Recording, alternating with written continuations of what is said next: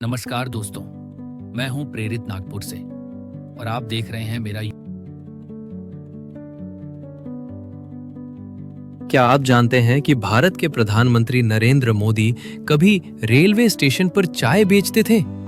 ये कोई राजनीतिक कहानी नहीं, बल्कि एक ऐसी इंसानी जिजीविषा और संघर्ष की कहानी है जो ये सिखाती है कि अगर इरादे मजबूत हों तो कोई भी सपना अधूरा नहीं रहता। आइए जानते हैं नरेंद्र मोदी की उस प्रेरणादायक यात्रा के बारे में जिसने उन्हें देश के सबसे बड़े पद तक पहुंचाया। नरेंद्र मोदी का जन्म 17 सितंबर 1950 को गुजरात के वडनगर गांव में हुआ। उनका परिवार बहुत ही साधारण था, आर्थिक रूप से कमजोर लेकिन संस्कारों में समृद्ध। उनके पिता दामोदर दास मोदी रेलवे स्टेशन पर चाय बेचते थे और बचपन में नरेंद्र भी उन्हें चाय बेचने में मदद करते थे। छोटी सी उम्र में जिम्मेदारियां उठानी पड़ी। स्कूल खत्म होते ही स्टेशन पर चाय बेचना और फिर घर आकर पढ़ाई करना, ये उनकी दिनचर्या बन गई थी। उस समय किसी को अंदाजा भी नहीं था कि ये बालक आगे चलकर पूरे देश का नेतृत्व करेगा। किशोर अवस्था में नरेंद्र मोदी को आध्यात्मिकता की गहरी रुचि थी। वे कुछ समय हिमालय की यात्रा पर गए, जहां उन्होंने साधुओं के साथ तपस्या और आत्मचिंतन किया।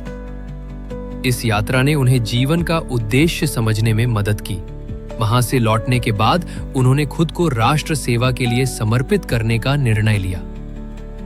मोदी ने अपनी युवावस्था में राष्ट्रीय स्वयंसेवक संघ आरएसएस से जुड़कर अनुशासन और संगठन की कला सीखी। उन्होंने कई सालों तक ग्राउंड लेवल पर काम किया, कभी पोस्टर लगाना, कभी रैली में भाग लेना, तो कभी कठिन परिस्थितियों में लोगों की मदद करना। उन्होंने हमेशा बिना थके, बिना रुके काम किया। ये वही समय था जब उन्होंने अपने व्यक्तित्व में नेतृत्व की चमक दिखानी शुरू की। बीजेपी में मोदी की मेहनत को सराहा गया और जल्द ही उन्हें गुजरात की राजनीति में लाया गया। वर्ष 2014 में नरेंद्र मोदी ने एक नया सपना देश के सामने रखा, सबका साथ, सबका विकास।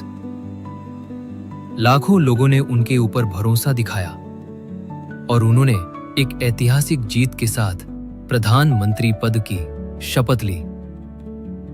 प्रधानमंत्री बनने के बाद उन्होंने स्वच्छ भारत अभियान, डिजिटल इंडिया, जनधन योजना, मेक इन इंडिया जैसी कई योजनाएं शुरू की, जिनका सीधा प्रभाव आम जनता की जिंदगी पर पड़ा।